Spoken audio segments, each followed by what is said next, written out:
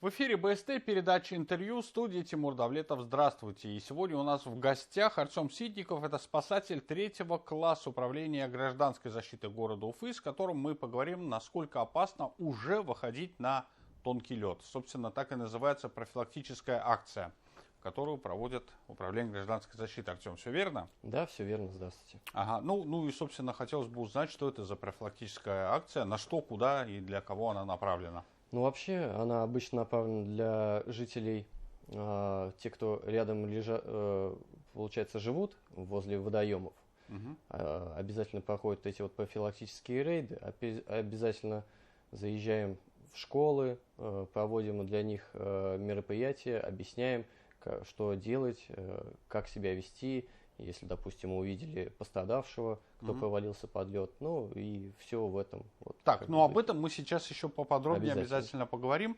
В первую очередь, мне кажется, это направлено на рыбаков, которые уже наверняка ждут, когда река, пруд, озеро покроется слоем льда и уже быстрее выбежит и начать рыбачить, собственно. Ну да, есть такое. Рыбаки ждут все этого сезона. Но опять же, сразу скажу то, что в Уфе еще не начался этот период ледостава. Сейчас вот, можно сказать, такие погодные качели. На закрытых участках, на закрытых водоемах уже появляется лед, и он небезопасен. Поэтому пока стоит воздержаться от рыбалки.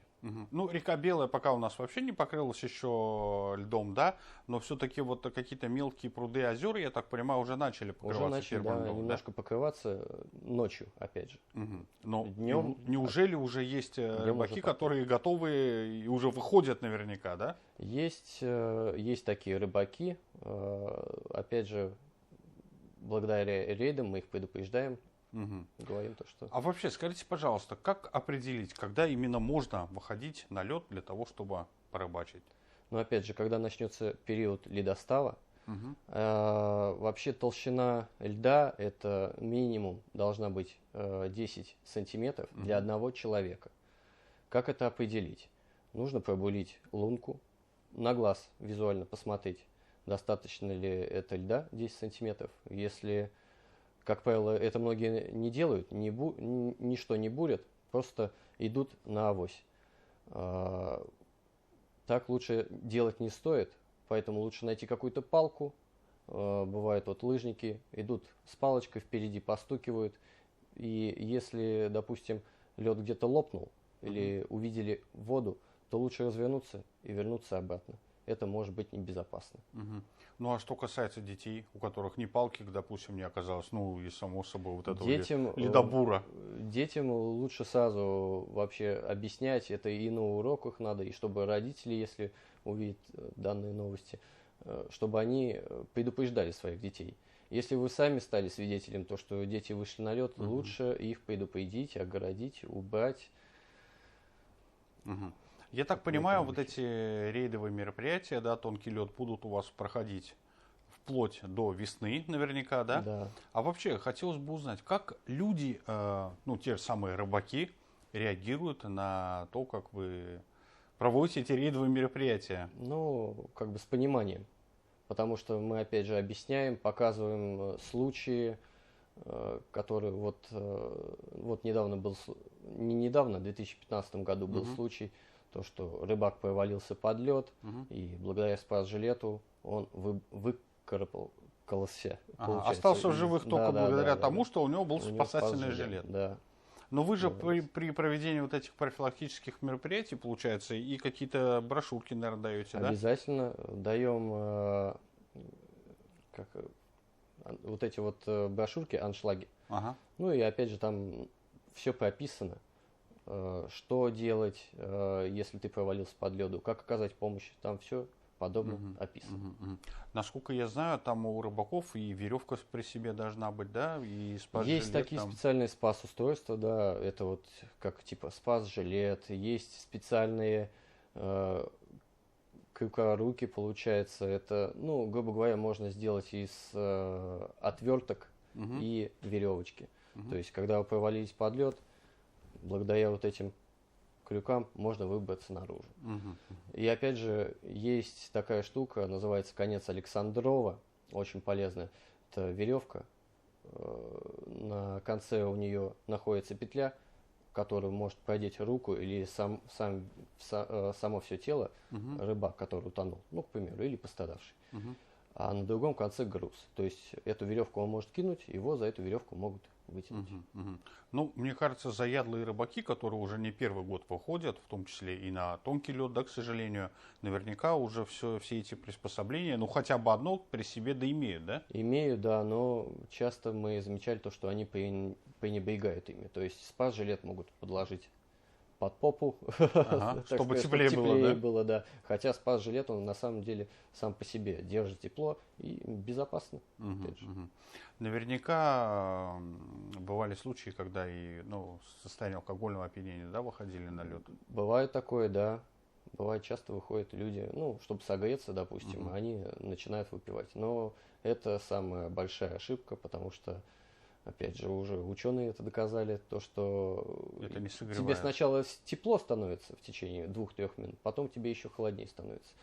В воде же все может произойти иначе, если человек провалится под лед. И небезопасно вообще в состоянии алкогольного опьянения выходить на лед, да? А как такие люди реагируют? Не агрессивничают? Не бывало такое, что бывали какие-то стычки? Спокойно. А сколько человек в этом году, возможно, уже было спасено? И вообще, как тенденция меняется, хотелось бы узнать. Вот из года в год у нас люди все-таки становятся умнее, послушнее, так скажем. По счету ежегодной тенденции у меня нет такой информации, но могу случай сейчас описать. Хоть у нас сейчас периода этого ледостава нету, вода уже холодная. Рыбак рыбачил на лодке. Тут клюнула рыба, большая рыба, большой трофей. Начал ее доставать, что-то как-то где-то в экстазе, грубо говоря, в адреналине, да, он как-то повернулся и повалился в воду вместе с этой рыбой. Благодаря спас-жилету он спасся.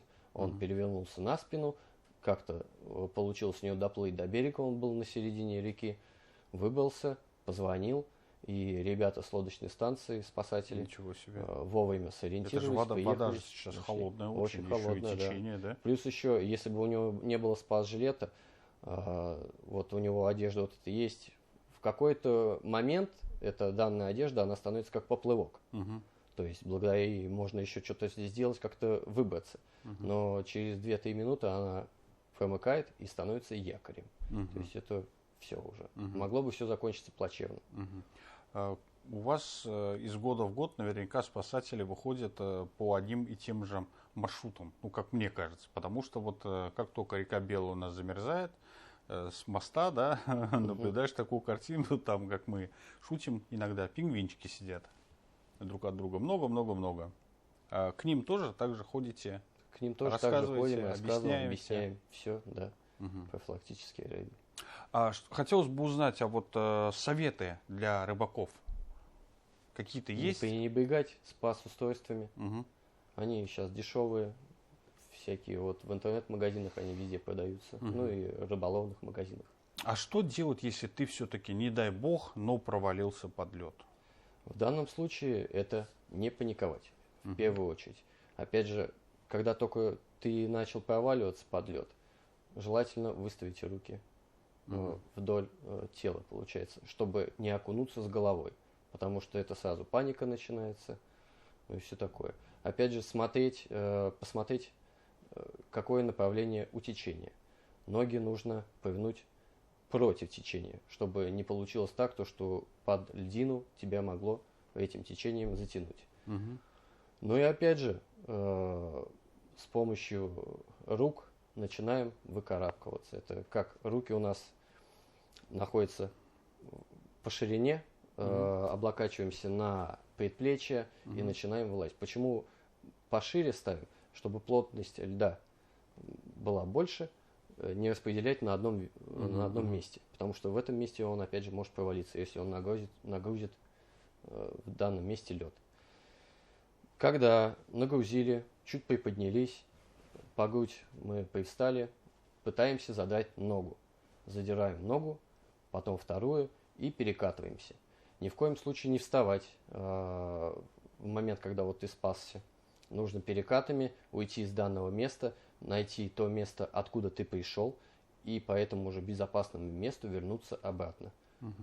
Позвонить 112, спасатели приедут, помогут. Ага. Отлично. А помимо рыбаков, дети очень часто выбегают на лед, наверное, побегать, Дети очень поиграть. часто, да. Бывают такие случаи, опять же, любыми силами пытаться, да, их прогнать с этого места, припугнуть как-нибудь, сфотографировать, сказать то, что я там выложу в сеть. Ну, понятно. Но это в первую очередь наверняка и родители дома должны доносить, ну, да? Ну, само собой, конечно. Ну, все же то, что запрещено, то сладко, как бы, они хотят что-то с этим сделать. По вашему мнению, вот эти профилактические рейды, которые проводятся в том числе и в школах, да, дают свои результаты? Конечно. Меньше детей становится, то, что убегают? Конечно. Меньше детей становится. Они хотя бы начинают понимать, как это небезопасно. Помимо детей рыбаков, спасателям приходится спасать еще и животных. Лосей, косуль, кабанов, бывали такие собак, случаи. кошек. Да, такие случаи тоже бывали? Частые случаи — это хозяева гуляют возле берега, отпускают свою собаку погулять по льду, она провалится. И в данном случае ни в коем случае не надо ее пытаться спасти. Потому что если лед провалился под собакой, он провалится и под вами. Так что, опять же, звоните 112, спасатели приедут и помогут. Ага. Ну а что касается диких животных, у которых там, грубо говоря, тропа проходит всегда по одному и тому же месту, те же самые лоси, вот насколько я знаю, вот они как ходили там всю свою лосячую жизнь, так и ходят. Вот проваливаются под лед, и что вот в этих случаях тоже звонить? Звонить спасателям обязательно в первую очередь, потому что своими силами вы не справитесь. Ага, спасатели уже знают, как, что и делать. На вашем опыте было такое, что... У меня именно только вот домашних животных, собачки и все. Бездомные, бродячие собаки. А какие-то спецсредства применяются при спасении, ну, таких крупногабаритных животных? Обязательно. Есть специальные такие, как типа спасательные плоты, сабборты, вот, знаете, да? Ну, вот что-то типа того. Опять же, есть у нас и деревяшки специальные, чтобы подобраться к человеку или утопающему. В общем, весь необходимый спектр есть. У вас имеется. Да. Ну что ж, Артем, спасибо большое, что нашли время, пришли к нам в студию, ответили на наши вопросы. Я напомню, что у нас в гостях был Артем Ситников. Это спасатель 3-го класса управления гражданской защиты города Уфы. Я с вами прощаюсь, но вы не переключайтесь и оставайтесь на телеканале БСТ.